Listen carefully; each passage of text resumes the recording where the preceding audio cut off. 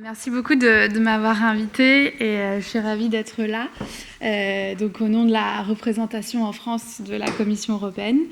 C'est vrai que j'ai rejoint la représentation en septembre dernier, donc c'est encore assez récent et c'est génial en tout cas pour moi de voir un peu comment se traduit l'Europe concrètement dans mon État membre, sur le terrain, comme on dit, et de passer un peu de la vision politique, des politiques publiques qu'on développe à Bruxelles et des projets qu'on finance via Erasmus notamment, et de les voir en vrai, de rencontrer des personnes qui font vraiment l'Europe. Je vais un peu redire quelques idées, mais qui me paraissent importantes, qui ont déjà été mentionnées ce matin, mais effectivement, je pense que la connaissance de l'Europe est clé en fait dans la citoyenneté pour aider les jeunes à devenir des citoyens actifs, et la plupart en fait des défis, des thèmes auxquels on fait face aujourd'hui relèvent de domaines d'action prioritaires pour l'Union européenne, donc que ce soit le changement climatique, le numérique, la santé, les valeurs fondamentales telles que les droits de l'homme, l'état de droit. Tout ça, c'est vraiment quelque chose qui fait partie des priorités de cette Commission européenne. Et l'éducation reste évidemment une condition indispensable pour cela, dans des matières qu'on a mentionnées comme l'histoire, l'éducation civique, la géographie, les langues étrangères, etc. Il y a une vraie volonté politique. En tout cas, on a mentionné le discours de la Sorbonne ce matin, mais les ambitions, en tout cas, sont très élevées. Je crois que le président avait mentionné que c'était de faire en sorte qu'en 2024, la moitié d'une classe d'âge ait effectué un séjour avant ses 25 ans d'au moins 6 mois dans un autre pays européen. Donc c'est très ambitieux, mais on aime bien avoir cette ambition-là. Et en fait, au niveau européen, on porte la même ambition.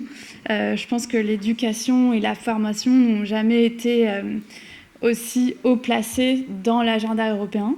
Donc il y a un vrai momentum, c'est une vraie priorité pour la Commission européenne de développer notamment Erasmus+, les fonds européens à destination de la jeunesse, et de le faire encore plus dans les années qui viennent pour toucher un maximum de jeunes, et aussi de professeurs, d'apprentis, etc., puisque Erasmus couvre bien plus que juste des étudiants.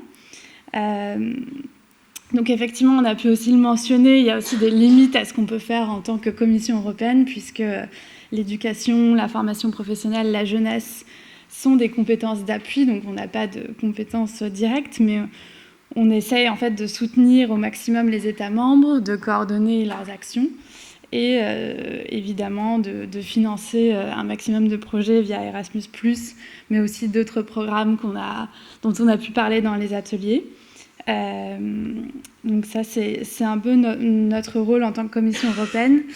Je voulais mentionner aussi une étude que la DG EAC, donc qui est la Direction générale pour l'éducation et la culture de la Commission européenne, avait fait en 2013, qui était déjà un peu un mapping de la situation en Europe sur enseigner l'Europe à l'école, donc justement le thème d'aujourd'hui, et qui avait un peu permis de déjà voir un peu les obstacles qui pouvaient exister, ou en tout cas les challenges, les difficultés au niveau européen pour enseigner l'Europe dans les programmes scolaires. Donc j'ai relu cette étude avant de venir ici, et c'est vrai que déjà en 2013 il y avait pas mal de choses intéressantes, où il disait qu'effectivement dans tous les 27 États membres, l'information sur l'Union européenne était transmise un peu par petits bouts ici et là dans les programmes. Il n'y avait pas forcément une idée très claire sur les institutions européennes, le processus de décision, toutes ces choses qui sont peut-être un peu plus ennuyeuses, mais qui sont quand même essentielles à comprendre en tant que citoyen européen. Pareil, il y a une grande disparité dans la formation des enseignants sur l'Union européenne, qui est évidemment cruciale.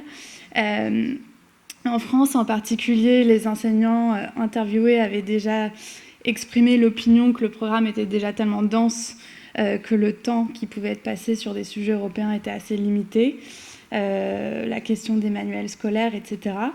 Et en fait, l'étude avait formulé des recommandations intéressantes, comme par exemple d'utiliser en fait tous les étudiants qui partent en Erasmus pour qu'à leur retour, ils aillent dans les écoles, parlent de leurs expériences, mais aussi de l'Union européenne en général.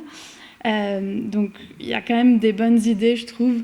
Pareil, dans le rapport de Thierry Chopin ou d'Ilana Sicurel aussi, que j'ai lu, j'ai l'impression que les bonnes idées sont là et que maintenant, voilà, il faut juste les mettre en œuvre, si je peux dire ça comme ça. Et de mon expérience personnelle ici, j'ai déjà pu faire pas mal d'interventions dans des lycées, notamment sur les carrières européennes ou l'Union européenne en général. Et j'ai toujours vraiment été marquée par l'intérêt que j'ai trouvé chez les jeunes, chez les enseignants, enfin toutes les personnes que je rencontrais sur ce sujet. Donc c'est vraiment quelque chose qui m'a fait extrêmement plaisir parce que c'est pas quelque chose que j'ai eu l'occasion de faire avant. J'ai passé 8 ans à Bruxelles, donc c'est vrai qu'on est peut-être un peu éloigné de tout ça. Et en fait, ce que surtout les lycéens m'ont dit, c'était leur problème numéro 1, c'était un manque de connaissances. Donc à chaque fois, voilà, ils étaient extrêmement intéressés par l'actualité européenne, évidemment. Entre le Covid, la guerre en Ukraine, je pense que chacun comprend que l'échelon européen est essentiel en fait dans la réponse, pareil pour le changement climatique. Donc c'est des sujets qui les intéressent beaucoup, mais effectivement j'ai constaté moi-même qui me disaient qu'ils avaient ce manque de connaissances et du coup en fait ça m'a paru encore plus essentiel d'aborder ce sujet de l'Europe à l'école parce qu'il y avait cette motivation ou cet intérêt de leur part. Donc voilà, il faut leur fournir les outils et les informations pour ça. Alors effectivement, j'ai constaté qu'il y a quand même pas mal de ressources disponibles et les projets qu'on a pu entendre ce matin, pareil, sont très enthousiasmants pour moi de voir ça, que la Commission finance concrètement des choses, des projets aussi intéressants et impactants. Mais il y a beaucoup d'autres outils qu'on a. Effectivement, en tant que représentation en France de la Commission européenne, on est amené à intervenir dans des lycées, etc.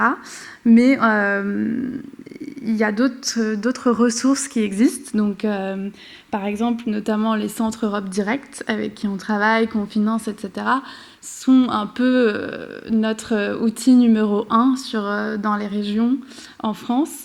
Et pour effectuer ce travail de sensibilisation, d'explication, d'éducation, on a aussi ce qu'on appelle le Team Europe, qui est un réseau d'experts en questions européennes, donc des avocats, des universitaires, qui peuvent aussi intervenir. Donc je pense que ça, c'est un point d'entrée qui peut être intéressant.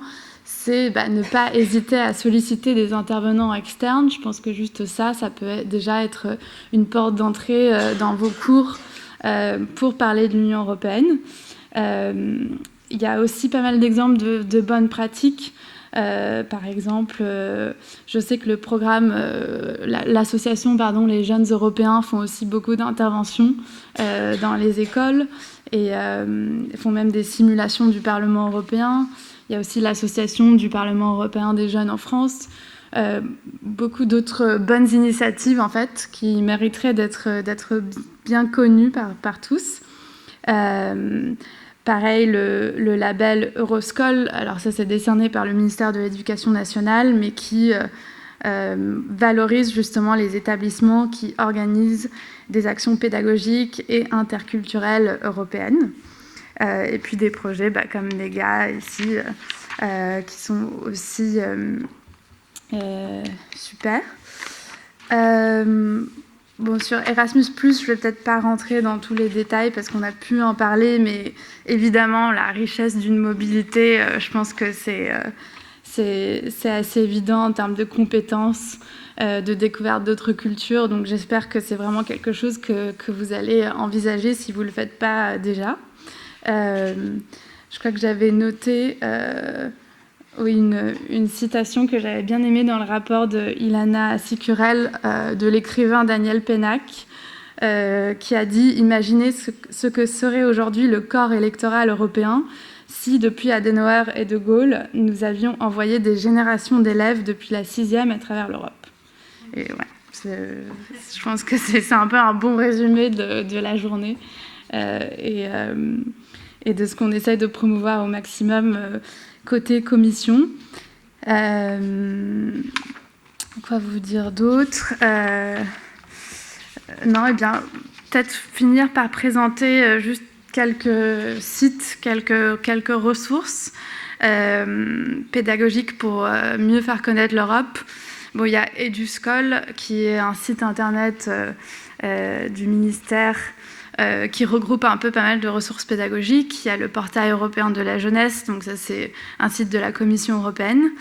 Et puis nous, côté représentation, on a également un site qui s'appelle les décodeurs de l'Europe. Donc je vais peut-être juste cliquer dessus.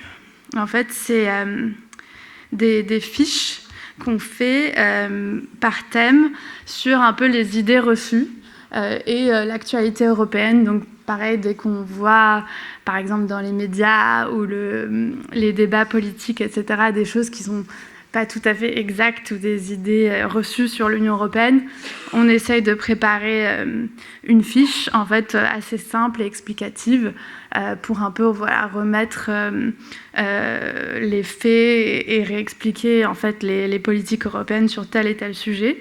Donc ça, c'est une ressource vraiment pour tout le monde. Vous pouvez aller voir. On essaye de faire ça dans un langage le plus clair, le plus simple et le moins institutionnel possible. Voilà. Pareil, il y a le site Toute l'Europe, qui est un peu le site sur les questions européennes.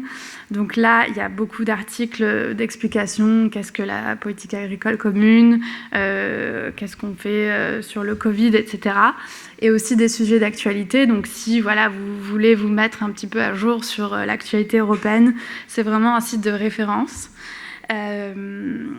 Dernière chose que je voulais mentionner, c'était l'Europa Experience à Paris. C'est un bâtiment en fait qu'on a ouvert il y a 1 an, je crois, place de la Madeleine, qu'on gère ensemble avec le Parlement européen et qui en fait est vraiment destiné à accueillir en fait tout le monde, mais en particulier les groupes scolaires. Pour faire une simulation du Parlement européen, donc c'est très interactif, etc. Et puis aussi leur faire une petite présentation sur l'Union européenne. Donc c'est pareil, quelque chose que vous pouvez aussi, je vous invite à envisager. Vous pouvez nous contacter et puis c'est vraiment ouvert à tous. Et là, c'est aussi un moyen de leur parler d'Europe et d'inscrire ça dans leur formation. Et puis voilà, les réseaux sociaux, donc là c'est là où nous on met à jour les informations sur l'Europe, les priorités, ce que fait la Commission.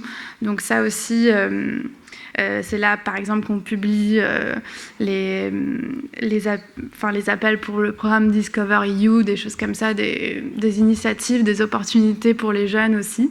Donc pour vous tenir au courant, n'hésitez pas aussi à regarder ça. Donc ça, c'est juste quelques ressources de base, mais ça peut être utile, j'espère, pour certains d'entre vous, si vous cherchez à vous tenir informés de l'Europe, en France en tout cas. C'est ce qu'on recommande. Et puis, voilà, je pense que je terminerai aussi sur une note très positive. C'est que mais en préparant cette visite, mes collègues aussi à Bruxelles m'ont dit que le plus grand nombre de candidatures pour les actions Jean Monnet, notamment pour apprendre l'UE à l'école, viennent de France cette année. Donc je pense que ça laisse présager beaucoup de beaux succès pour 2023-2024. Et en tout cas, je suis ravie de voir qu'on puisse financer des projets sur cette thématique vraiment d'apprendre l'UE à l'école, parce que voilà, comme tout le monde l'a dit et répété aujourd'hui, je pense que c'est vraiment essentiel. Et je voudrais rappeler aussi, évidemment, on l'a également aussi mentionné, que dans un an, donc en juin 2024, il y a les élections européennes et que du coup cette année va être absolument cruciale aussi pour nous, pour développer tout ce qui est citoyenneté européenne, inciter en particulier les jeunes à aller voter. Donc on va vraiment axer nos activités, notre communication là-dessus. Voilà. Dans ce cadre-là, je pense que ce genre d'événement où on se rencontre, on crée des liens, etc., est très, très utile pour nous. Et puis, en tout cas, voilà, n'hésitez pas à être en contact avec nous. Notre porte est toujours ouverte. C'est un peu notre rôle d'être les yeux et les oreilles de la Commission en France et de faire remonter les informations à Bruxelles aussi. Voilà, merci beaucoup.